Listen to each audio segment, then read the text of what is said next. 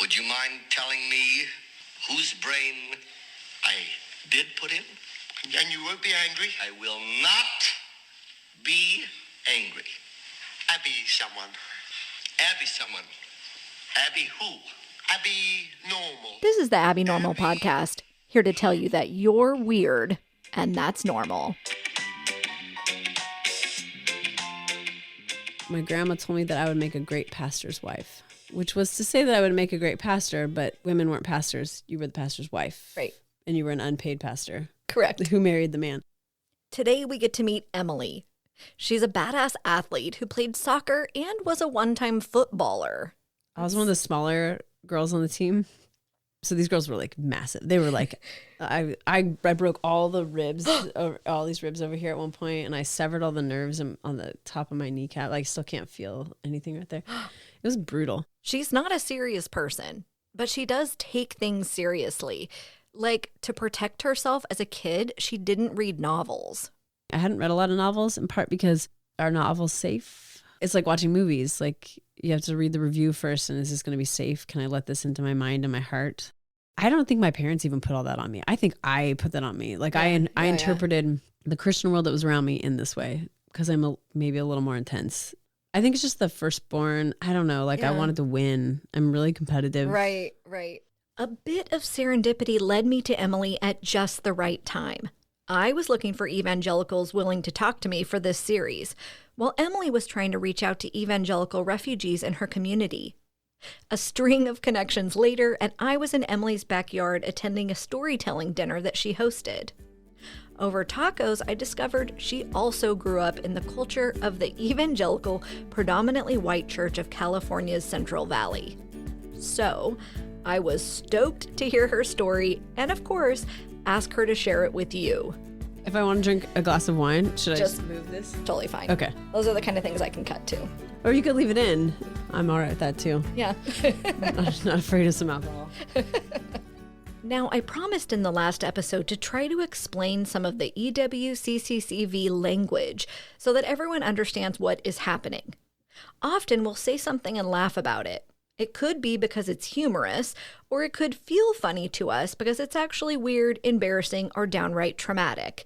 So I'm going to play this little tune like a tone indicator so you know, oh, that's an EWCCCV thing, and may not actually be a joke. Oh my gosh, Yeah. So Valley Girl. Yeah, you're Visalia? Fresno. My wife's family is from Fresno and still live in Fresno. Really? Mm-hmm. Her grandparents. Do they go to church? Catholic. The Catholics and Protestants don't mix in Fresno. Right. So. I do remember that from Modesto. Yeah. Oh, man. So don't know Yeah, I did not know any Catholic. Well, we lived across the street from some Catholics. That was it. That's the whole story. Okay, here's EWCCCV info number 1. They do not believe that Catholics are actual Christians, mostly because of Catholics' reverence for Mary, which evangelicals believe to be idolatry. There is one God, and Mary is not it. What was your growing up story with church like? Were you raised a thing? Totally. Big time. We are many generations full of Assemblies of God. Okay. Pentecostal. Okay, so we had morning church and Sunday school and, lunch with people from church after church. Then we'd all go home and take a nap and put on our more relaxed casual clothes and come back to church after dinner. Got it. And then that was when church got really wild because church would last until midnight because people were slain in the spirit and the spirit would whip through the place and people would, my parents would be down at the altar area for hours and we would just be running around the church in the background as a kid. Yeah. A lot of people falling down, fits of laughter, tongues, lots of speaking in tongues. Do you speak in tongues? I do not. I tried really hard. Failure. I tried really hard. My mom did. No, I remember this one night in particular. This guy, Tim Story, was coming through town. He was a traveling preacher. And they promised that everyone would get slain in the spirit that night. And I was terrified, but also this is my moment. I will tonight get slain in the spirit. It will happen. Yeah. So he goes through, and I was like, how is he going to do this? How do we all get slain in the Spirit tonight? So first he invited all the kids up. So he did it in waves. So he brought all the kids up first, and we lined up in a big row. And this is a big church. So there's probably, I don't know, 100 and some odd kids up there. Oh my We're just like gosh. shoulder to shoulder facing the front of the church. And he goes through, and he's just like, bam, bam, bam, bam, hitting kids, not hitting, but like knocking us on the forehead. He's like coming my way, and we're like, you know, it's the music's playing, like Just As I Am or something like that. And we're going, and I'm like, I don't know what's going to happen because he's coming quickly and I'm not feeling anything.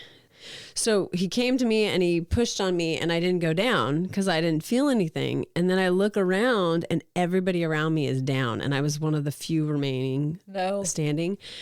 I was like, shoot, this sucks. Because now I'm just out here. So then he came back through, and I just fell. Right. And somebody catches you, and they put a blanket on you and whatever. I did the thing, but I didn't get slain in the Spirit. No. Then he called the women down, and like the women were marching around the church in the meantime. It was wild. What? Many questions. What does it mean to be slain in the Spirit? Oh, man. In that context. Yeah. I think it's a total loss of control, which is actually a really beautiful thing. Because like to lose control, to let go of like everything you've got, and to like release yourself into some crazy other space is a spiritual discipline. Yeah. I think it's not easy to do. You could do it I could do it maybe at a concert, but even then there's like a self-consciousness about it. Mm-hmm. Of course, this is like the norm. So everybody is doing that thing. So it's hard to know how much is actually letting go, because you're letting go into something that everyone else is doing. Right. Like a mosh pit. Totally. It would be similar. But I would say like mosh pitting is like a spiritual discipline. I never got into it when I was in high school, but like if you're that like in the thing. Yeah. You are fully released to the crowd. Anyway, so I think that's what it is. Well, I wonder if it like, does it feel like being released to the collectiveness, right? To like this thing you're all experiencing and you're doing together versus like, I don't know, being like released to God. Or is it the same thing? Yeah, it could be. So ultimately my parents kind of left because they felt like it was becoming a show and that this was not an earnest Spirit of God movement sort of thing, but it was a performance that people were doing. Because it was really over the top. And this was like every Sunday. Every Sunday. Yeah. Cartwheels, spinning, just really wild stuff. So it's really hard to know. Yeah.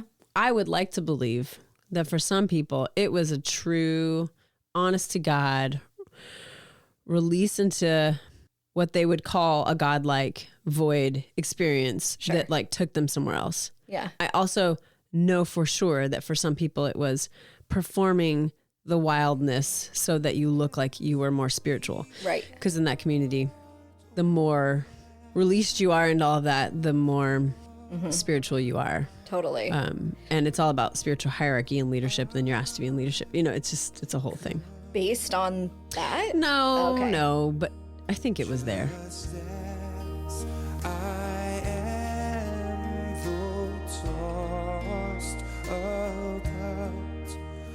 Does this story sound familiar? Interestingly, our friend Em talked about a similar experience in the Wild and Wonderful episode. That story was based in West Virginia, but this Pentecostal practice was alive and well in Central California. Anyway, they switched churches, and even though both were evangelical, the style, the flavor was much different. We went to the Covenant Church after that. So I don't know if you know the Covenant Church, Oh, but I don't. it is the opposite of that. It is it's Swedish or Norwegian, Scandinavian in its origins. It's very proper, a lot of middle class. Oh, I should say that it is very lower class, a lot of poverty in the Assemblies of God. A lot of wealth too, like the pastors run around in Mercedes and security guards, and they're making bank. And a lot of people have money. Yeah, I shouldn't say that. That is like... But it does, I will say from my experience as a kid growing up in it, I felt like we were lower class in the church world. Take that what you will. Make with that what you will. But when we moved to the Covenant Church, I certainly felt like we jumped up in class, economic class. Yeah. It was engineers and teachers mostly. And was there a physical difference too? Like, was the church building nicer, or it was just the people? No, it was just the people. Yeah, it was a smaller church. It was sweet. My parents only just left there not too long ago, and mostly because they moved out of town. Yeah. But it's a sweet church, sweet people, very calm, reasonable, ordered, structured people. Yeah. Who have clean cars and pretty clean lives. I have 2 younger siblings, so they don't really think that they grew up in the Assemblies of God the same way I did, because we left when I was 15. So you're the oldest. I'm the oldest. Got it. She graduated high school and went to college at 17. She had no idea what she was doing, but when Emily sets her sights on something, she makes it happen. I went away to UOP, which is the University of the Pacific. Yeah. Is that like Stockton? Stockton. Uh-huh. Yeah. I was a first generation college student also from like pretty much both sides of the family all the way down the line. We had a couple Bible college folks in there, but not a lot of university people. So I stayed close to home. But this is actually a good story. I mean, tell me. Okay. My senior year of high school, I blew out my knee. I tore my ACL and had to have reconstruction surgery. Oh my gosh. So I couldn't play soccer my senior year of high school, which was like my sport. And I thought I was going to play in college. So my senior year, blowing up my knee, that meant that I couldn't like go try out anywhere or get recruited or do anything. It was over. So I saw in a pamphlet for UOP that they had field hockey. And I was like, what's field hockey? This is interesting. This was 1999 approximately. So like the internet wasn't like, I couldn't like go research. So like I went to the school and got a pamphlet. In your hand. In my hand. And I was like, I want to play field hockey. I have no idea what it is, but something about the words field hockey got me. So I went to the coach that summer, head coach of a NCAA Division I field hockey team. I don't know what gall I had doing. I go to her, I sit down and I say, I want to play field hockey. And she was like, are you an athlete? And I was like, I am. Here's my story. And she's like, do you know what field hockey is? And I said, no, I have no idea. So she said, okay, I will order a ball and a stick for you and I'll have it sent to your house. And she gave me some videos to watch on how to play field hockey. And she said, come to the kids camp that we offer this summer.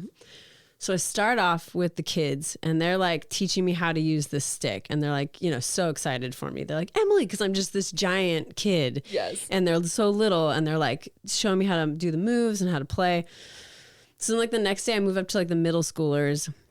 And the next day I'm with the high schoolers. And by the end of the week I was playing with the team. And she was like, I can't believe this, but I'm going to let you on the team. That's awesome. Yeah. So I got to walk on to this NCAA Division I field hockey team, having never even I didn't know it at all.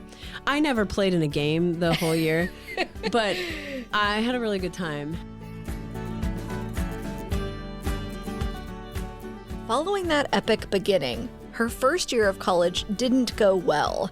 As many from restrictive faith traditions or parenting styles know, things get crazy when you're set free. I think I would have played if I had stopped going, but I got into partying really hard because I was like an Assemblies of God kid that just came out to college. And Assemblies of God, there's no playing cards, no dancing, no alcohol. No. Oh my gosh. Yeah. So when I got to college, I was like, oh yeah, I'm going for it. Yeah, just batshit. I'm totally. So I went a little wild. My parents found out and they pulled me out of school. They did? Yeah. I was only there for one semester. One semester? No. Yes. Yeah. And they pulled me out of school, which was a blessing and a curse. Okay. I'm not sure where I would be had I kept up there. Plus tuition was really expensive. It was a private school. And it's like, I don't even want to know what kind of debt I would have gotten in. Right. Okay. How did they find out? Yeah. What was the catalyst? They read my journal. That is rude. Yeah, it was pretty bad. I haven't talked to my parents about this, so I don't know what they think of this now. But they read my journal. They actually read my journal twice when I was 18 then. I turned 18. And then again when I was like 20, one, maybe. I mean, that second time you should have learned to lock up your journal. It's true. I don't know why I was like just leaving them around my room or whatever. Yeah, they read my journal and they were like, "You're coming home." And they were deep in it. Like, to their credit, my parents are fabulous people and they have made tremendous moves in their life. And I won't even call them like progress, because I don't believe that it's progress. I don't believe in progress like that. But they have made massive shifts as adults. And they do not believe what they believed then. Yeah. They were a product of their parents and their parents before them. And everybody was just doing the best they could. Yeah. To my parents. So much love to Emily's parents. Totally. Yes. Absolutely. But they did read my journal and they were like, "Satan has come upon you." And I had to burn the pages. No. And we had to do a lot of work around that. And I came home. EWCCCV info. Satan is a very real presence. He is actively trying to harm you by tempting you into doing and thinking evil things. So yes, her parents' reaction was standard, protective, loving parenting. And also, EWCCCV parents have the added fear that your child is literally under the control of a demonic force. Where did they find the journal? I came home for Christmas break. Oh. That's right. I came home for Christmas break and I just never went back. My dad, we drove up there at Christmas break and we unpacked my room and drove home. And I had to write a letter to the field hockey team and say, like, I'm quitting. Oh my God. It was traumatic. Yeah, like, dude. And like all my college friends that I just met. Right. Is there anything that stands out in your mind that was in the journal that you were like, oh shit, my parents read that? That made you want to die inside? Yes. I'm probably getting really red right now. I don't remember exactly. I truly don't. I don't, because that was the problem. Like, I don't know what they read because we burned it. So don't know what they got to.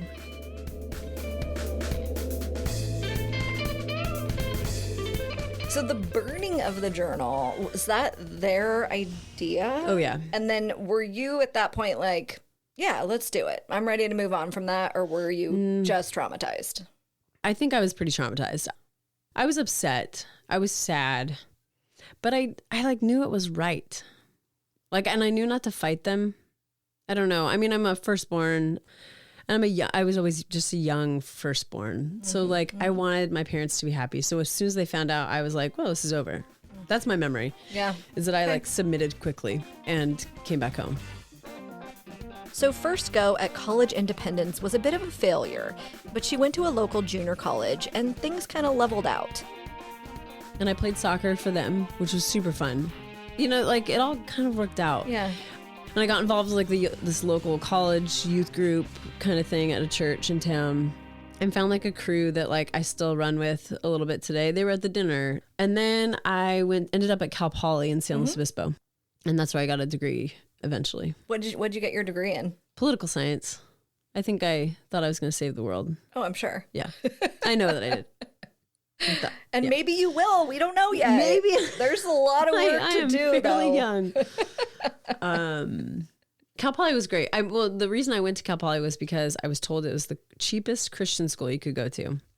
It's not a Christian school. It is a state school. Correct. But Campus Crusade for Christ at Cal Poly was massive. Like 1,000 kids every Wednesday night meeting up. Yeah. And so I was like, I want to go to a Christian school, but I actually don't think a Christian school is the vibe I want for my life. But I know I'm not safe outside of a Christian. This is my 19-year-old self. I know that I can't trust myself in a secular world right now. So I went to Cal Poly because I thought it would do the thing. And it mostly did. It had some guardrails up for you. Big time. Yeah. Yeah. So I ended up playing on a ladies tackle football league in San Luis Obispo. Cool. And that was when my parents read my journal again and found out that I was like semi-dating this girl. And anyway, then it all sort of blew up again.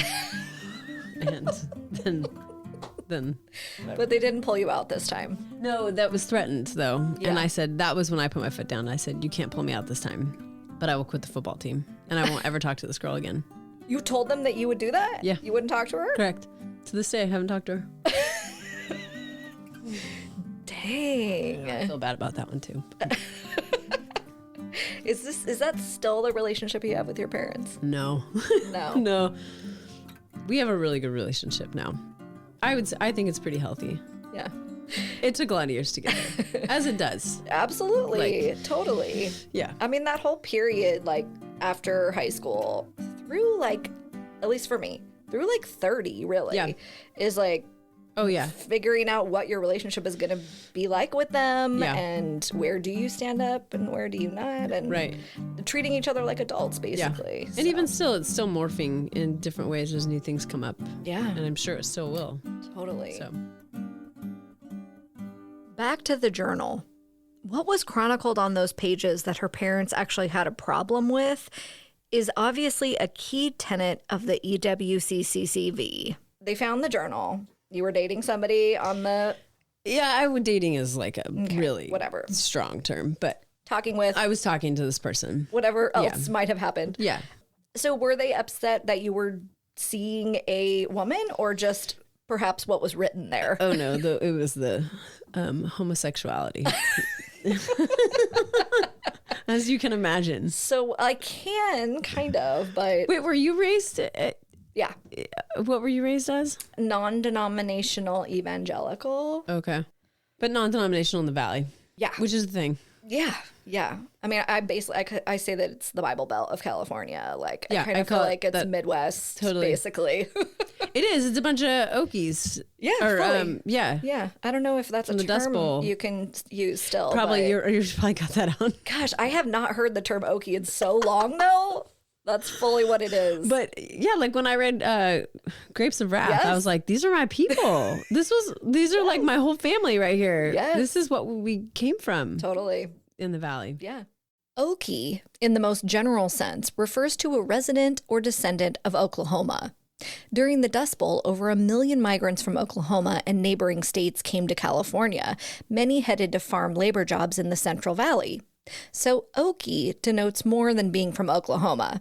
It was friendly slang in the Valley, indicating not having a lot of money, but being a hard worker with a hint of rural redneck.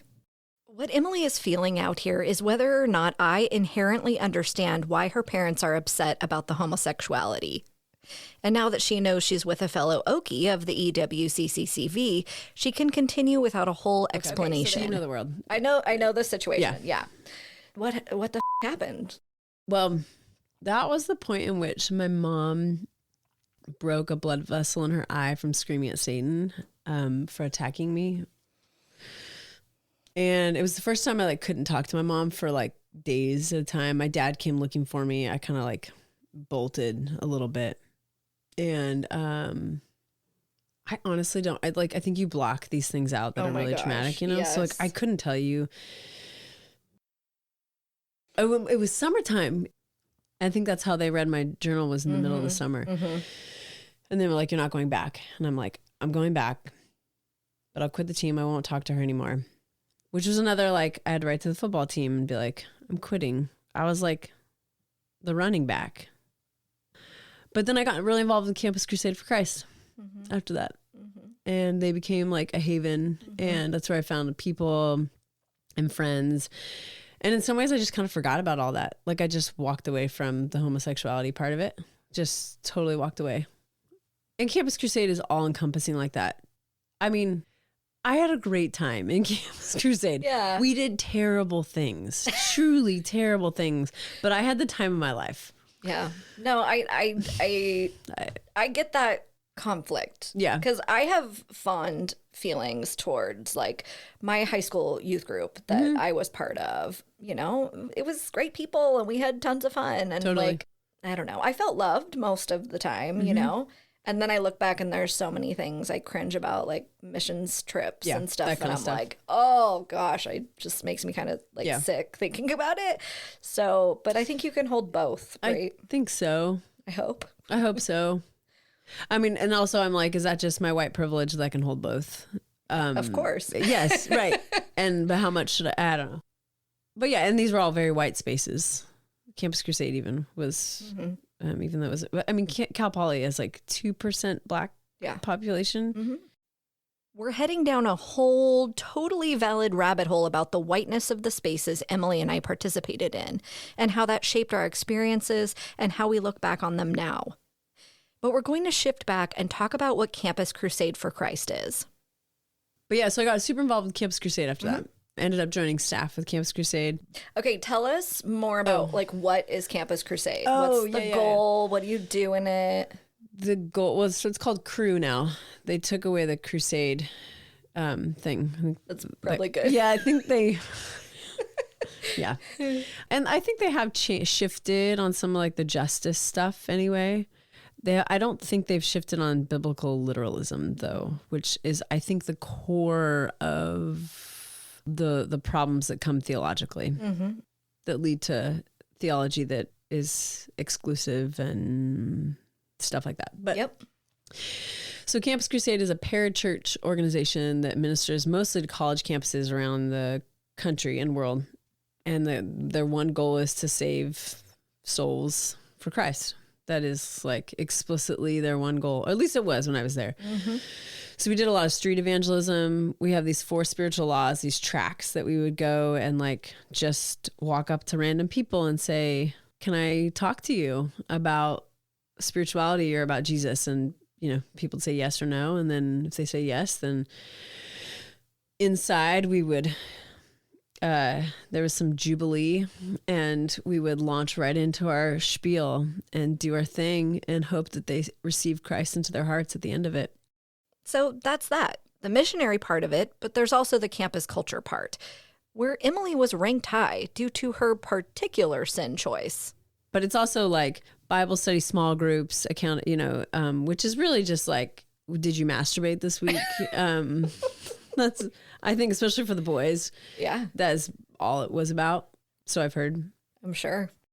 We can confirm that this came up a lot for boys, though not frequently for girls.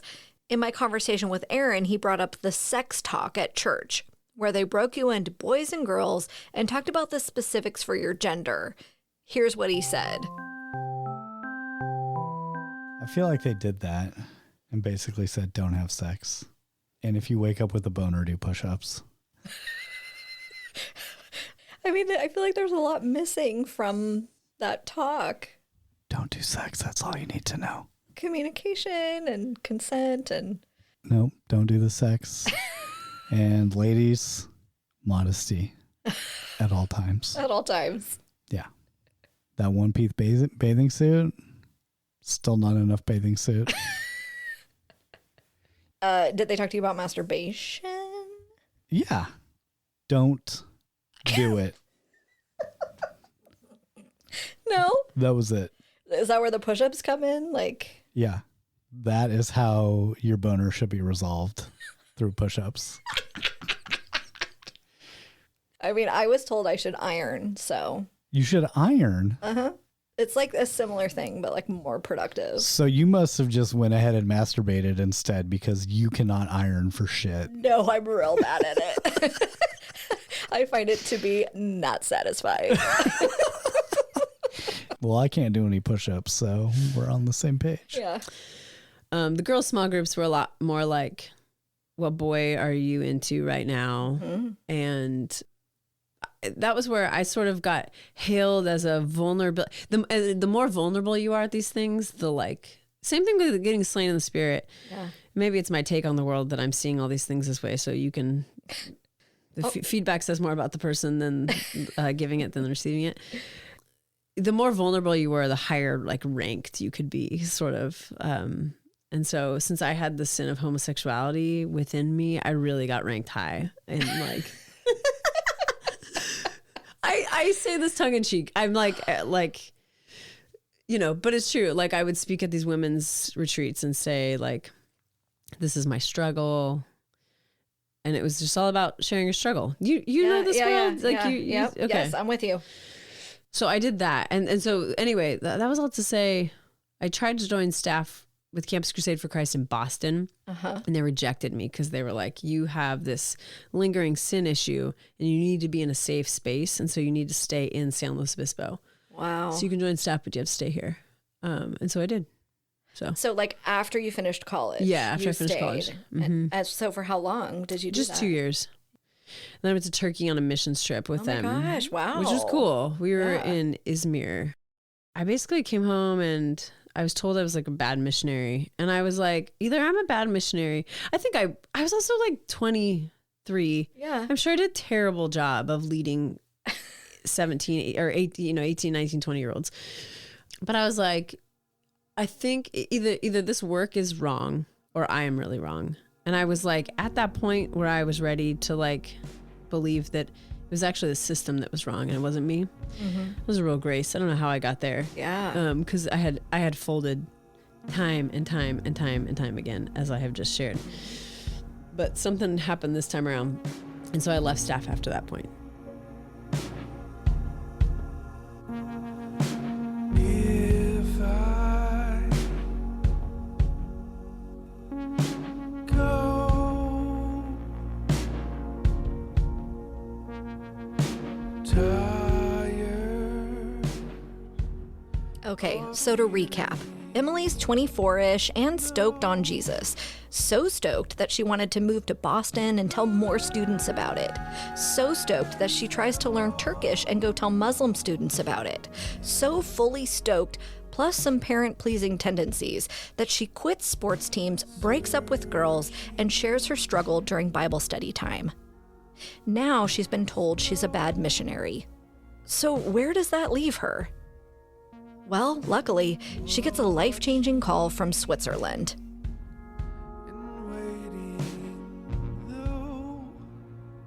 And a friend of mine was there who I'd had, sort of had a falling out with, mostly because she was like all grace and I was all truth. And we were living strongly into those worlds. And she called me from Switzerland and was like, I'm here and you need to get yourself here. And it was like this call that like, when that friend says, I need to do this thing, I need to do it. Because I know we see so differently, the world so differently. So I went to Switzerland, stayed at L'Abri for like 3.5 months or something like that. Have you heard of L'Abri? No. L'Abri was started by Francis and Edith Schaeffer. Francis Schaeffer was a theologian, a Christian theologian out of the 70s predominantly. And the story I was told was that they had a bunch of kids. They lived in the Alps in Switzerland. And their kids started to bring home other friends from college. And then Francis would get into these theological conversations with these college buddies of his kids. And eventually it ended up that like kids would come to talk to Francis and Edith because they had such a culture in their home of hospitality and academia and theology and wandering and wanderers. And it seemed like they did everything from scratch. Edith Schaeffer wrote this great book about homemaking that is, outdated in its own ways, but is also really beautiful. Like the idea that it's really important to have real music around, like musical instruments, rather than just recorded music because of the culture it creates around imperfection and so, like some beautiful stuff. What eventually happened was their house became this official thing that you could actually go to, pay money to go to. It was like 45 Swiss francs a day to go to this place. I gave this a goog, and it seems legit. Basically, I want to move there. But here's what it was like for Emily. In this chalet in the Alps that you had to hitchhike to get out of, like nobody had a car. And so you'd stand at the top of the hill and these Swiss drive. There's only one road up, one road down. This little town called Waymo. And it was as stunning as you could imagine. Oh my gosh. We spent our days, half the day you do chores. So it's like gardening, or if it's snowy, you're snow shoveling, you're baking bread, you're cooking the meals, you're cleaning the dishes. And the other half a day you study, and you have a tutor that gets assigned to you based on like what questions you have coming in. Oh my gosh. And they have this like gorgeous wood paneled library in the basement of this little chapel that sits with views of the Alps. This is like my literal heaven. It truly was. Maybe not the chores part, but... Right. But that kept you kind of grounded. And Sure, I think if you studied all day, that would be a bad rhythm. Right. for your life. You need like tactile activities too. Yeah. And then we got one day off a week. And I think it was Thursdays. And you could go do anything you want. That's when we'd hitchhike down and go to Basel or Lausanne or like Geneva and go party for the day and then kind of crawl back in at night. Well, I went to the top of the mountain to see the wise man there. And I asked him why this world we live in is filled with sorrow and Did you have a goal when you went? No, I didn't. I didn't know what I was doing. Yeah. I just knew that like this friend called me and I needed to go. And so I went. What I ended up doing was I started with Brian McLaren's A New Kind of Christian. He's one of those emerging church dudes out of the like late 90s with like Rob Bell and probably Phyllis Tickle. Anyway, Okay. It was a book that when I was in college, some boys 2 doors down from us read and said, don't read this book. There are no new kinds of Christians in the world. Heard that. Yeah. This book is heresy and you need to be careful of it. And so I had held this book the same way I held this friend that was like all grace, that I was like, you're scary, but in a way that like, I think I need to move towards and not run away from. So that was the first book I picked up when I was there. They had it in the library, I guess, or maybe I bought it and I brought it with me. I might have like known this was coming, and it led to the entire like deconstruction of my faith. That's all I did for the 3.5 or 4 months that I was there. It was this completely safe space to deconstruct everything I believed. And I looked out over this whole wide world in its awesome majesty.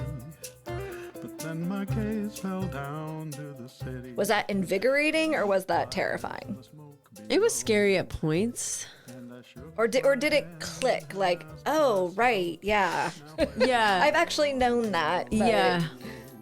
I think it was a little bit of everything, the way I remember. I remember being really scared because I was like, where does this lead me? Because I think probably, like, when you walk away from this stuff, you risk losing pretty much everything. Your culture, your friends, your home, sometimes even. Yeah. All the relationships you've ever built were centered around this like moral code that we had set as evangelicals, that we will believe the Bible is a certain way, we will live these certain ways. And if you step out of that, it's like you're out. You're just totally out. And at the time, there wasn't a lot of places to go either.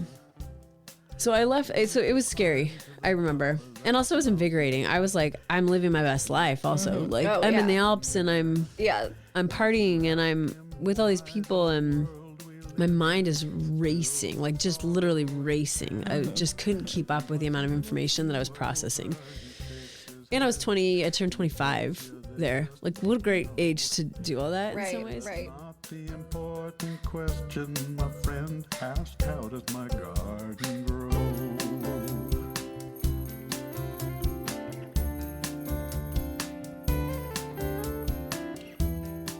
Eventually, she ran out of money, and it was time to go home, with her pockets and theology empty. The Bible was gone. Jesus was gone. Like, I didn't have any of those things. They were all gone. Which, like, again, now that I say it, that doesn't sound as scary. But at the time, it was like, Well, yeah, that's everything. That's everything. That's literally everything. Yeah. So I came home to Modesto because now it's 2008 and the recession hits. Mm-hmm. There were no jobs. No. So I ended up working gutting and cleaning foreclosed homes for my dad's construction business, which had gone under because he was doing custom homes, and that all fell apart. Yep. We were working for banks, and we'd get paid like anywhere from like $200 to $700 to like turn these houses into homes that could be sold to auctioned off on the market like that day. I just like drove a truck and trailer around the Central Valley from Los Banos to Stockton or Manteca even. Yeah. We just cleaned nasty homes. I mean, these are people that the sheriff, knocks on the door because they've been squatting for 3 years, not paying their mortgage. And like the house is just mold and trash up to, like, we would come in and wade through the door up to our knees in trash Oh my God. and have to have the house presentable to sell at the end of it. She was driving the truck around, cleaning with a crew of folks from Mexico who would invite her to their big family parties Saturday and Sunday nights. She said it was a sweet time. But this series is about church, and she just can't stay away. I got involved in this Acts 29 church. I don't know what I was thinking. I have no idea why I needed to be in church so bad, but I was like, I'm going to go to church and I'm going to like change people's mind about God. And I didn't know anything. I hadn't like reconstructed. I had just deconstructed. So I was like probably like pretty principled and angry and not like articulate, or I had nothing to contribute. I just had things to like fight with. Yeah. I used to like bike around Modesto because I was like, you shouldn't drive your car. And people would offer to pick me up and I'd be like, no, like, you know, and it's like 110 degrees in Modesto, you know, you shouldn't be biking in that weather probably. But anyway, I was really principled and I like really held to those at that time in my life. But I went to the Acts 29 church because it was the new church in town. And there was like young people going there and I heard it was cool. And I thought cool meant cool. But apparently, well, now I know, there is a whole evangelical world that acts cool, but is actually really nasty behind their coolness. Do you know what I'm saying? I think Do I need to? I probably should explain a little bit more. I definitely need more information. So they're really hip. They smoke cigars, they drink beer, they swear. They've got the right hair. They do cool things. They mountain bike. They do all this stuff, but they're not gay friendly and they're not affirming in any way. They have the same like male, female gender roles that it's just a facelift is all it is. It's a facelift that they have done. That they've learned works for them. Yep. And it's true to who they are. Like they're like, yeah, we're not our parents. This is our church, but they hold to the exact same things. Yeah. That's what I mean by they look cool and you walk in and you're like, well, this place is cool.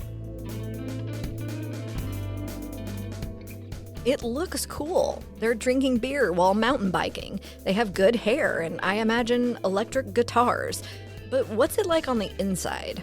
I had asked to have a meeting with the head pastor to like, you know, express some of the things I was thinking about. I don't know. I think I maybe had questions because I was like deeply questioning at this time. Yeah. And he invited another dude along, a little ride along for our one-on-one pastoral meeting that I had asked for.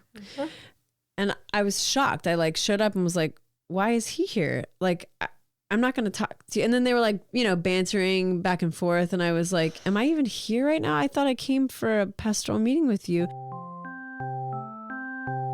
Here's a standard EWCCCV moment that you're probably aware of because it's linked back to Mike Pence saying he can't be alone with a woman. It's based in the idea that men can't control themselves. If they were alone with a woman, they might be tempted to do something improper with them. The EWCCCV believes this to be a protection for both parties, but what it really does is make the woman a second-class citizen. They are to be feared, don't have direct access to leadership, and basically can't be trusted. Emily went in with legitimate spiritual questions, and to have this meeting interrupted by what I perceive as some masculine banter minimizes her and makes her uncomfortable. So I go home and I process this and I'm like, oh, he's afraid of meeting with a young woman one-on-one. He can't just fucking open the door like a normal person. He has to invite another dude along. So at a town hall meeting, I stand up and I say, he's like, any one of you can come to me anytime you want, and I would love to talk to you. And so I stood up and said something like, well, the last time I asked to do that, you actually didn't let me do that. And I pushed back and I said something, I don't even know what I said, but like, that's actually not true. You're not actually open if you're a female.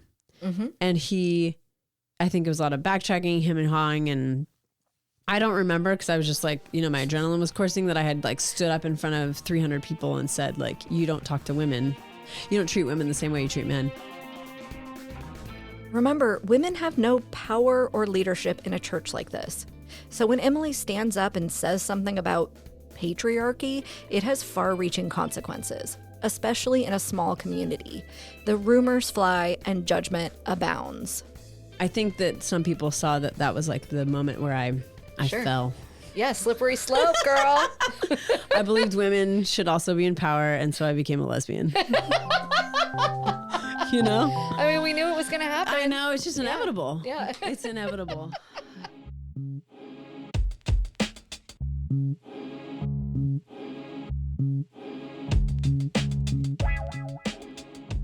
So Em is really trying to figure things out, right? Labrie led to questions and many significant doubts. She didn't get answers from the pastor at the church she tried. So she does something that seems drastic. But as she mentioned, she's a truth person, and she was not going to quit trying to find it. I went to Fuller Seminary because I was like, this is the only place I know I could get the answers to the questions I have. In seminary. In seminary. Yeah, I toyed with like rhetoric or philosophy because I knew I had like big questions. And then when I realized what seminary was, I realized that those were the questions I had. And those are the answers I was looking for.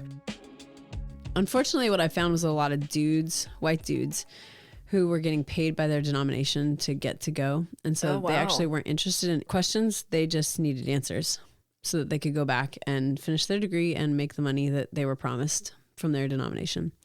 So it was a disappointing experience in that way. But because I was paying cash for it and I was not tied to denomination, I was allowed to like do anything I wanted. Right. I wasn't beholden to anyone to have the right answers. Yeah. So I feel like I got to use Fuller for like the best that Fuller could offer. So in that, I took church history, and church history is a 3 series. You take early, medieval, and modern church history. So I'd gotten through early church history, and I was in medieval church history. In combination with, I was in a class, theology and literature. So I was reading all these novels. Specifically, Another Roadside Attraction. But it was in church history that I was in the middle of it, and was listening to the councils, how the councils, the Nicene and whatever else, the other one. Man, everything's going away. But I was learning about these people who were killed because they believed Jesus was more man than God, or more God than man. Yeah. And I had this moment where I was like, it's all made up. It's all made up. All these rules I've ever lived my life by. And I have lived my life by them. I have like given up so many things. I have shifted courses so many times. I have like not gone to dances through middle school because of these rules. And it's all bullshit. Every single one of them. And so I had this moment in the middle of medieval church history.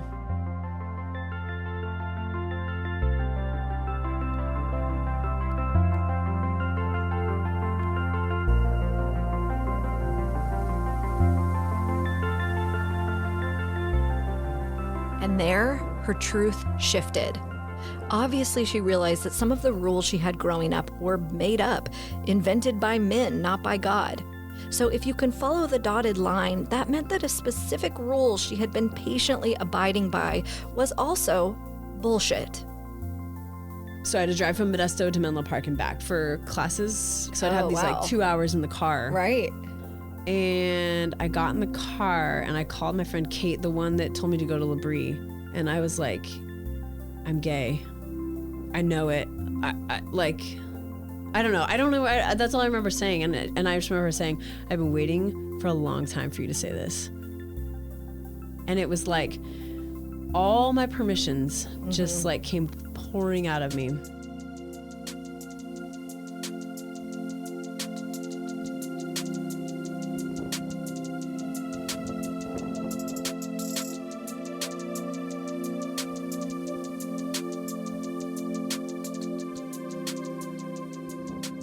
Stripping away the biblical literalism on top of the history.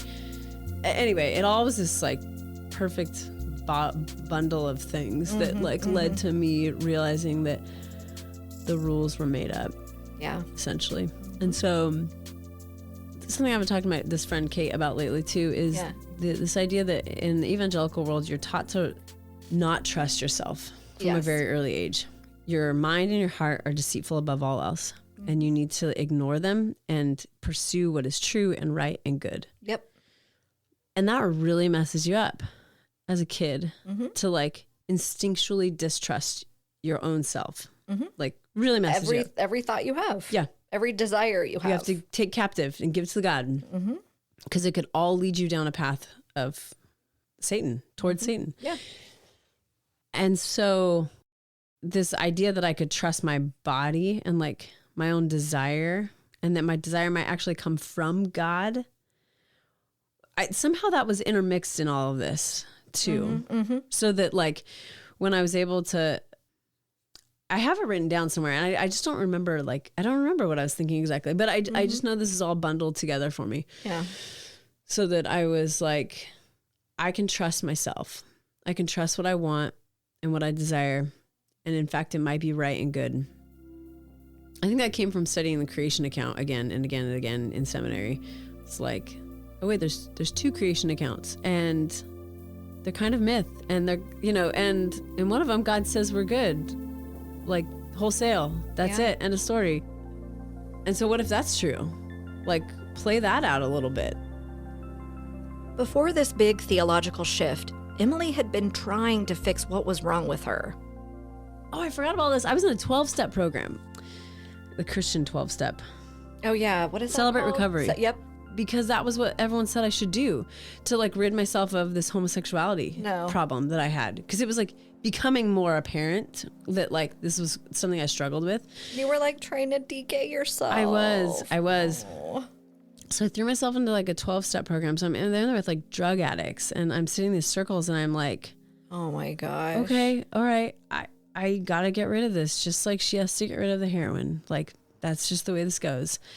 I was like, that's where I was. And I was seeing this therapist, and in the middle of, so that's all bundled into this stuff, fuller and everything too. So then I was like, what if I rewrite the vocabulary of my life, that I don't struggle with homosexuality. I don't struggle with, what's the word? Codependence. That was what everybody said. I was codependent. Mm-hmm.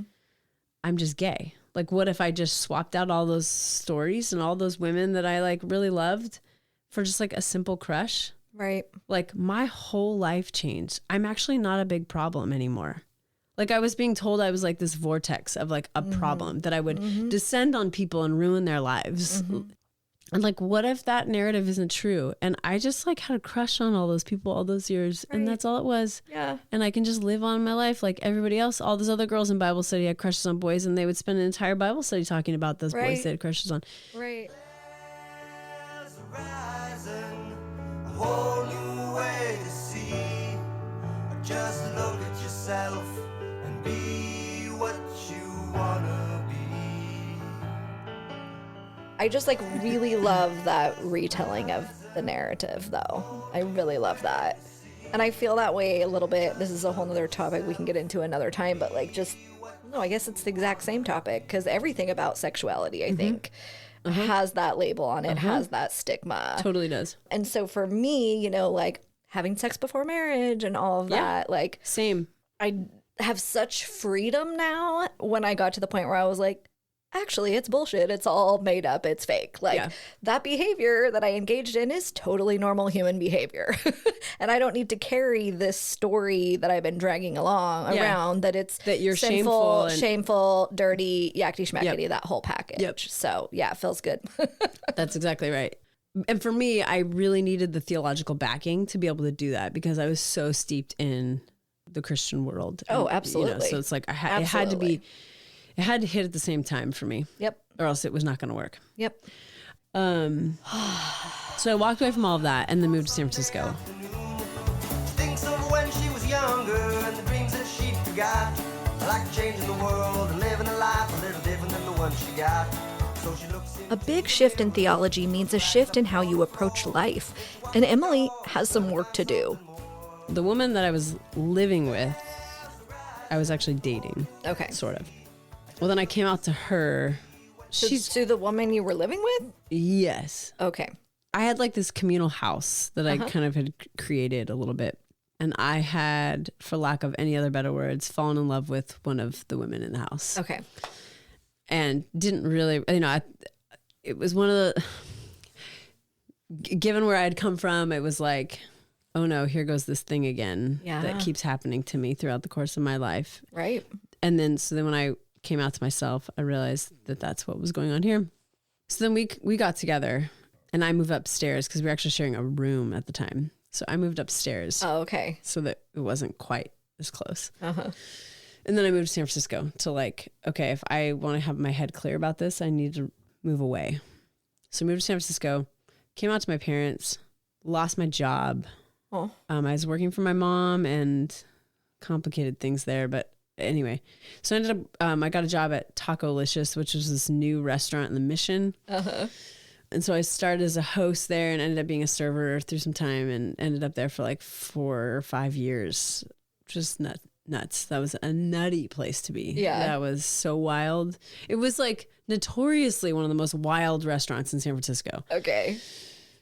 I dabbled in some like house church stuff in San Francisco Uh-huh. and city church in San Francisco, but they weren't gay affirming yet. And so I left the church basically, but I was finishing a seminary degree at the same time. Uh-huh. And so I was like writing sermons at the bar at night for my homiletics course and like waiting tables. By that time, Megan, she's now my wife, had moved to San Francisco also, and she's living out at the beach, and I was living in the Nopa area. And I was in a evangelical-ish community that didn't know what to do with a gay person. I was probably like the first gay friend that they all had. Right, and right. it just was not good. So I moved to New Haven and had like sort of the time of my life out there. It was fabulous. Wait, where's like, is New Haven a neighborhood? Oh, sorry. Yeah, that's where Yale is, Okay. Connecticut. Oh, So okay. moved across the country. That was a like big I know. jump. I'm trying to like. I mean, it's like it gets. It's okay. We it can slows jump. I'm down. just. Yeah. Okay, she's living in SF, going to seminary, waiting tables, dating her lady. How did this Yale, New Haven, Connecticut move happen? Bold moves to search for truth. So I found this poet. His name is Christian Wyman. He wrote an essay in the American Scholar that I read and was like, this man is describing the kind of faith that I can believe in, and I've got to go to wherever he is. Like I'm not hearing anybody say this kind of stuff. Right. So turns out he had just started at Yale Divinity School. He had been the publisher of Poetry Magazine in Chicago. He was moving to New Haven. And I was like, I've got to go study under this guy. You know, like when you're just desperately hungry for a certain kind of truth and no one is saying it around you. So I applied to Yale Divinity and somehow got in. I mean, like, I don't even know how I got into the school. So I got rid of my apartment in the city, which also is a really stupid thing to do when you're paying $700 a month for a little room or something. Yeah. I left Megan and I was like, I've got to go do this thing. And I'm not sure we're going to be together on the other side. Like, I don't know where this is going and I don't know how long I'm going to be there. I might stay. I don't know what's happening, but I've got to go. So I go to New Haven. It's like going to a foreign country. You have to get all the extra shots and all this. Like I do everything. I do all this stuff. I fly to New Haven with 2 suitcases. I show up for the poetry class the first day and there's like 50 people and it's like crammed to the wall. Like there's nowhere to sit. It's a small room. And he's like, so I'm going to take 16 people. Oh my gosh. And I was like, oh dear God. I just got rid of my apartment in San Francisco. I flew across the country. I left my girlfriend. I just like gave up everything. I quit my job. I like gave everything to be here, so to take your class. And like, that's not a shoot. Like, oh my gosh, what did I just do? So he said, I want everyone to write an essay for me right now about a poem that they love. I had never read a poem. Like I was not into poetry. I just like wanted to study under this guy. Yeah. So I had just read this line by, Abraham Joshua Heschel, the rabbi, who apparently on his deathbed said, I did not ask for success. I only asked for wonder. And that was the only like line of anything that I had memorized. And so I wrote that down and I was like, dear Mr. Wyman, this is the story of my life. I have not asked for success. I have not seen success. But I'm asking for wonder, and that's why I'm here.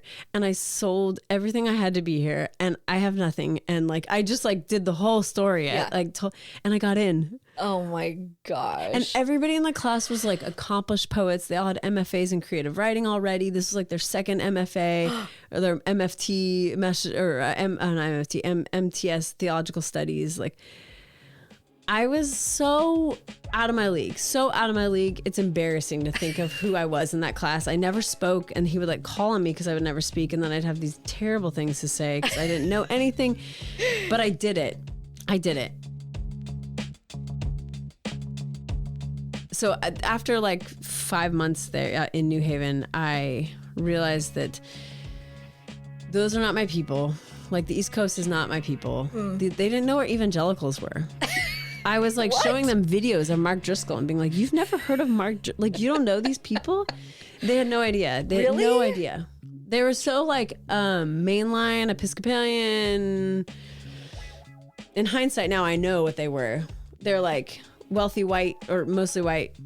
Like they were not evangelicals. Oh my gosh. They didn't know that world very well. And none of them came from an evangelical background. Yeah.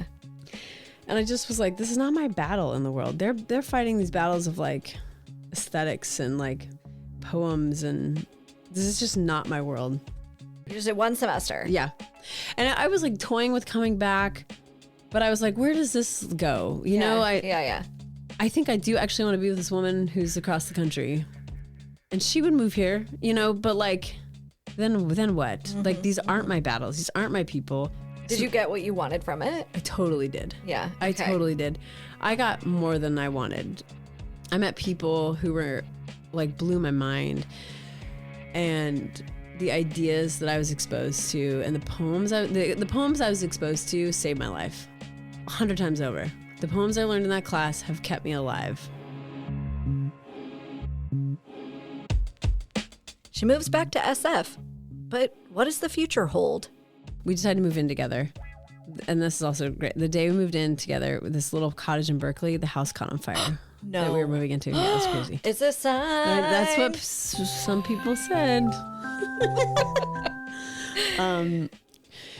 But now I'm a Fuller grad who's gay. At the time, it was 2015, I could not see any jobs ahead of me. I mean, this being gay thing is like brand new.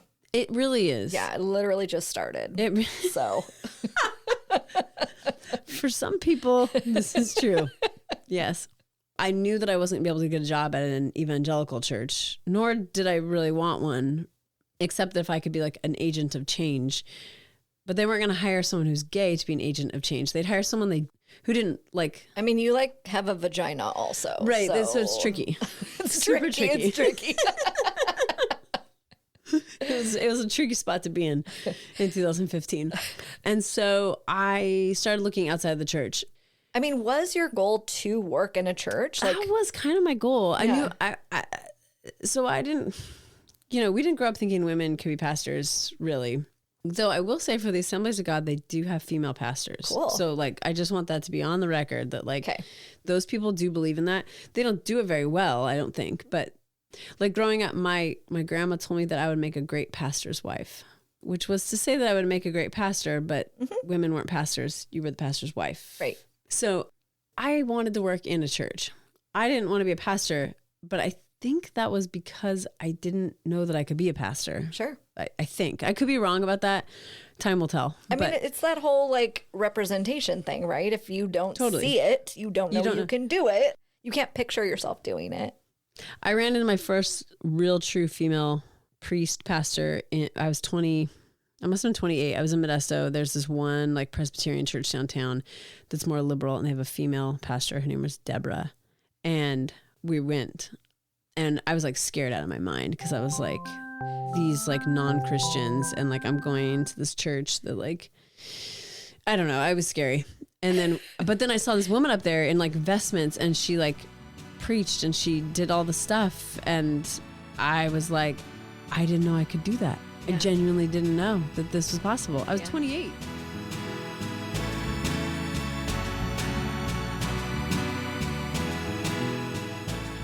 She does find her people and her place, but it's no easy road with her specific body and partner. So I started applying for stuff and wasn't getting anything. And then I met an Episcopalian because a friend of my wife's in her master's program was I have this Christian friend, you've got to meet her. And we're okay, not all Christians are the same. It is, you can't just connect us because we're both Christian. They both claim to be Christians. This is not the way the world works. So this woman. I mean, I'm not gonna lie. If somebody came up to me and was "Oh, this person's a Christian," I'd be mm-mm. Yeah, right. Nope. Exactly. Hard pass on that. Yeah, no, I'm actually not gonna do that. And that was kind of how I felt. I was I'm not gonna meet your Christian friend. That is not gonna happen. Yeah. Anyway, this woman crashed a party at our house. And she is an Episcopal priest. Her name is Liz. And she's young. She's like brilliant and interesting and had a family. And I was like, where are there more of you? Where did you come from? She's like, I go to this church called All Souls. And so we went to All Souls, and luckily they had a parish picnic. That was the first Sunday we went to. So we were outdoors. We were up in Tilden Park. There's like a baby getting passed around between multiple people, and I couldn't tell whose mother or father it was or parents it was. And it was like really relaxed and casual. And I was like, oh my gosh, we found them. We found the people we were looking for. Because we had been to like mainline church after mainline church trying to find gay-friendly churches in the Bay Area. Yeah. And they're all like 10 people, and they're all over 70. And we were like, I just can't do this. I want to make a life of this. Yeah. I can't do this. I believe in this so much. So we show up there. Luckily, we were outdoors at this picnic, because had we been in, so then the next service we would go and it's indoors, and there's like an organ, and it's like stuffy and liturgical. And I was like, oh, this is not what I thought this was going to be. Yeah. But then a job came up there, and it actually looked like it'd be a good fit. And I had the most thoughtful interview. The whole process was off the charts, kind and thoughtful, and concerned for my spiritual health and my like. My question was, I don't think I'm capable of doing this job. Like, I don't think I'm smart enough to be here. And the rector's response was, I worry that this isn't going to satiate like your spiritual heart and where you are. Yeah. Like, that was his concern. And so I ended up getting the job. And then that was 5.5 years ago. And I've been with the Episcopal Church ever since. Yay! And happy ending. I found a church. And the testimony has concluded. Oh my God. Like 2 hours. I can't even believe this. I can't believe I just did all.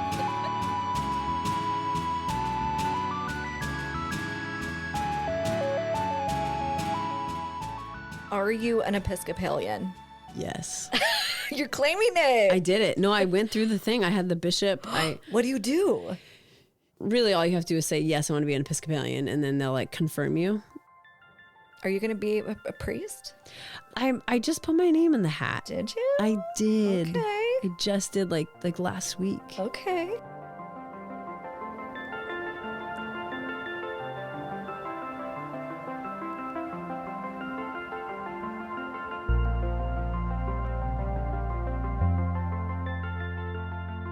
Wow, what a journey.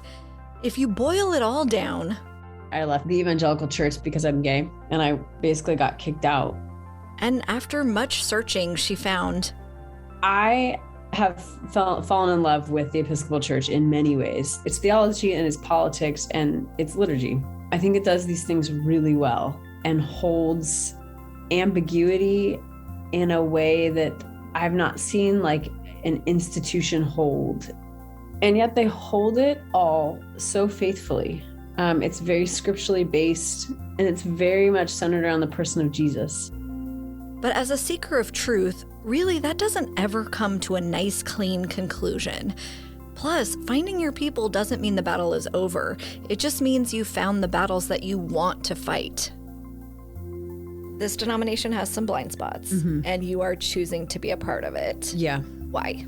Because I feel like they're blind spots I can live with or can help change. It's like marrying someone. You know? You like sign on the line and you're like, yeah, I sign up for that problem. I see it. And it's better than the other problems out there. That's right. But there's problems. Yeah. No doubt. Emily has more to say about the Episcopal Church and her change-making efforts, but we're going to save that for a future episode. As you probably put together, that roommate she was living with, that she had to come out to, who stuck around through her pilgrimage to Yale and the burning Berkeley bungalow, is now her wife. They're currently navigating a not-so-quiet life of bedtime and potty training together. Emily didn't say much about what happened with her parents after her realization and coming out. But it was 5 years before they were back to normal, or in a better place. She said repeatedly, even in her recounting of traumatizing moments, that she understands the mindset her parents had, knows they were trying to love and protect her. And she said their beliefs have shifted over the years. I don't know what that entailed. They have their own story, I'm sure. So all I have to go by is what I saw of that mom who screamed against Satan and burned journals. She was there at the storytelling dinner Emily hosted for folks harmed by the Evangelical Church. She was there greeting guests, caring for Emily and Megan's little one. She was there supporting the strong woman she raised. Emily set out to find truth, and along the way, found grace as well.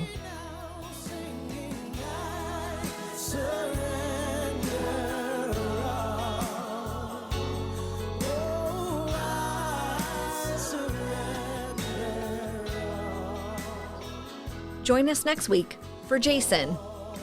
I'm trying to figure out where I belong in it as a white, straight man.